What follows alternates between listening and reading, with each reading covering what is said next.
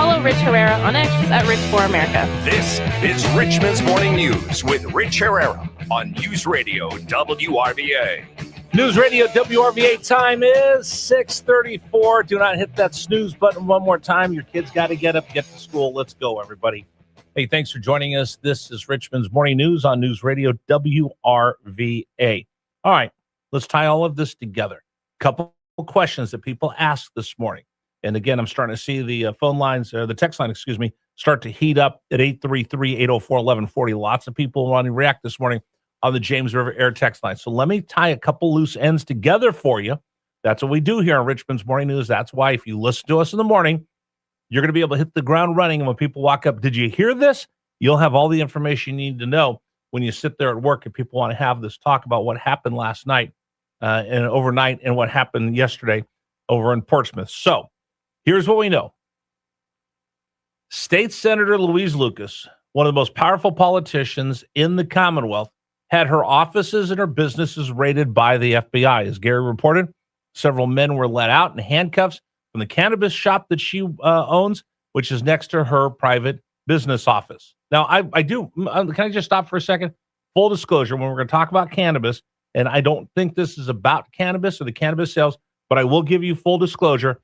I, at one time, personally, ran a sports marketing campaign and partnership with Major League Baseball on behalf of a CBD company. So I have worked in that business before. Major League Baseball bought a piece of a CBD company, and I was brought in by the CBD company to help take care of their $30 million MLB partnership. So I just want to be transparent when we talk about all these things. Okay, with that being said, let's get back to all of this for the program today. So the Feds raid.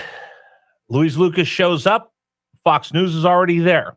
That's big question number one that a lot of people are saying, why was Fox News tipped off? Why was Fox News already there? Well, I'm going to go back and explain to you kind of some of the modus operandi, the MO of the FBI. Do you remember when Roger Stone was pulled out of his bed at gunpoint by the FBI and they raided his house?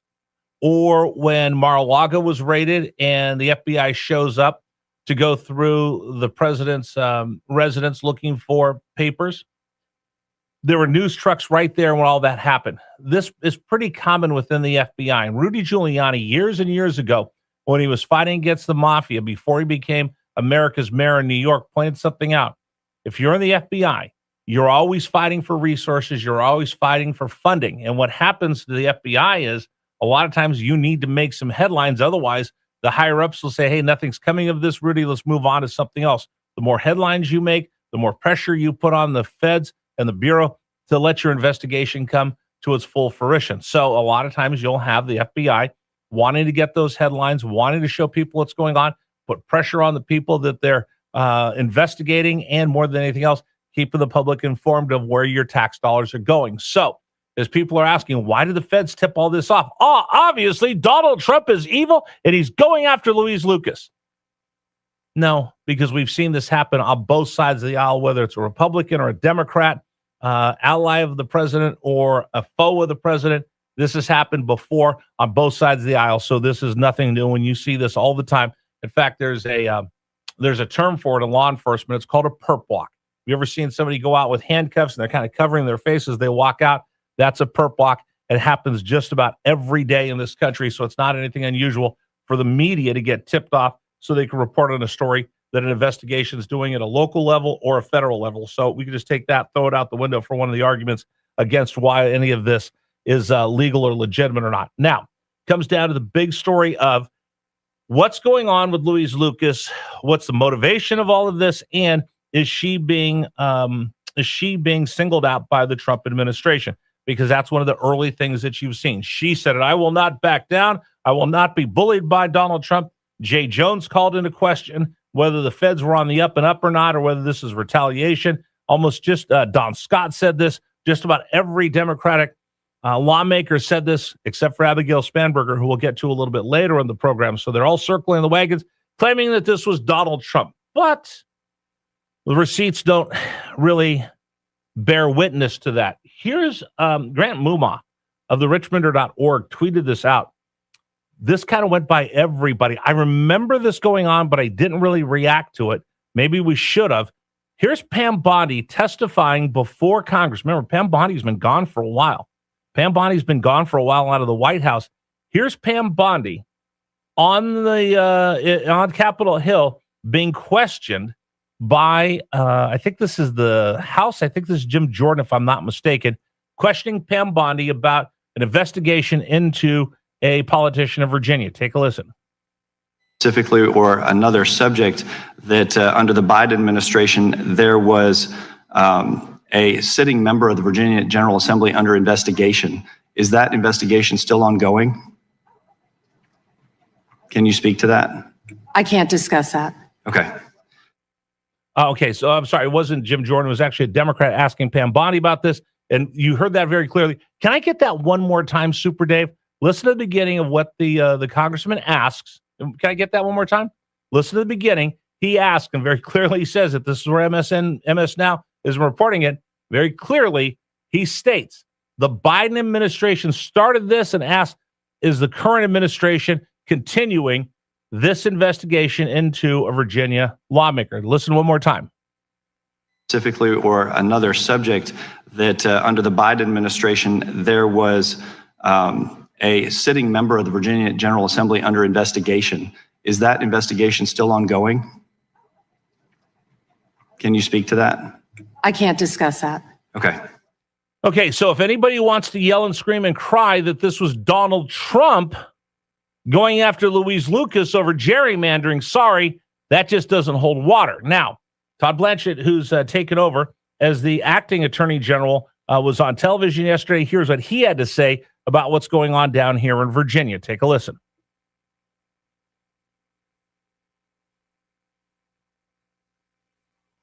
FBI agents raided the office of powerful Virginia state lawmaker Louise Lucas.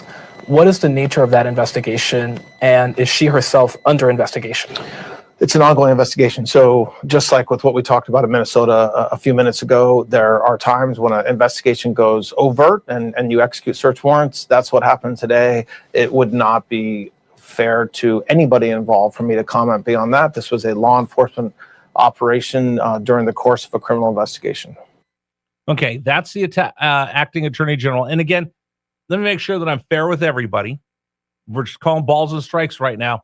Louise Lucas has not been charged with anything. The fact that the FBI raided her offices is no indication of her innocence or guilt.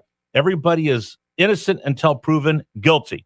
Period. End of story. Nothing else to say after that. She has not been found guilty of anything. Just because you're investigated does not mean anything in the name of the law and the Constitution, the way we run our country. You are innocent until proven guilty. I'm going to make sure I say that very clearly, because as I continue down this little track with you, here's the deal. Powerful Virginia Democrats a powerful Virginia Democrat gets raided by the FBI. Within minutes, everybody's chanting, Trump is the enemy. Trump is targeting his enemy. No facts, no evidence, just political defense. Now, we just refuted all of that, correct? Now, here's where the narrative crashes and burns on the Democrats. This investigation started under Donald Trump. You clearly heard that by a member of Congress asking Pam Bondi.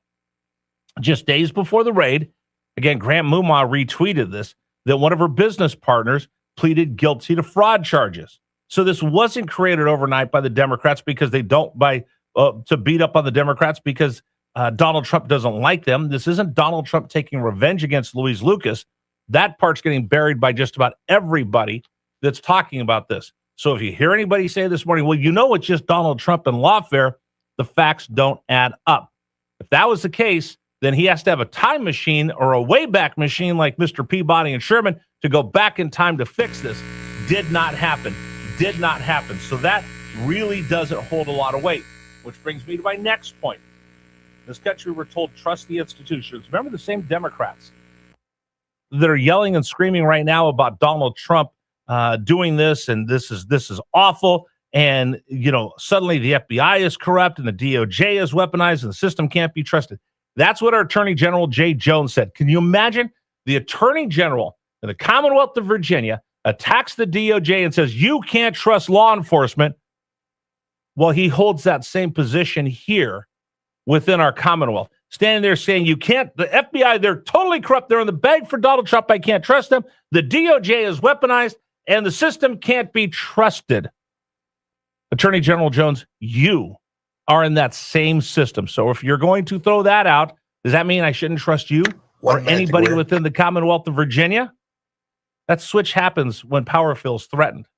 So if this were really about Trump revenge, the investigation wouldn't predate Donald Trump coming back into office. And certainly, I don't think the Biden administration knew enough about Trump's revenge plans to go back in time, start an investigation into Louise Lucas while Donald Trump was a candidate, while Joe Biden was in office. I don't think Merrick Garland was going to do the bidding of Donald Trump to start any of this to go after Louise Lucas. So everything that you're hearing this morning, we just dumped out the window for you.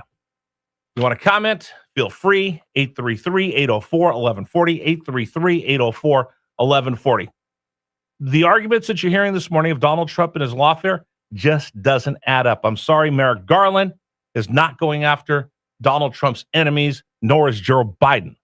This was 100% started under Biden, and they execute the warrants yesterday, signed by a federal judge. You want to comment? 833-804-1140. I do want to talk about the governor, though. She's doing what she does, which is leading from the side. That's next here on Richmond's Morning News. Hey, today's program is brought to you by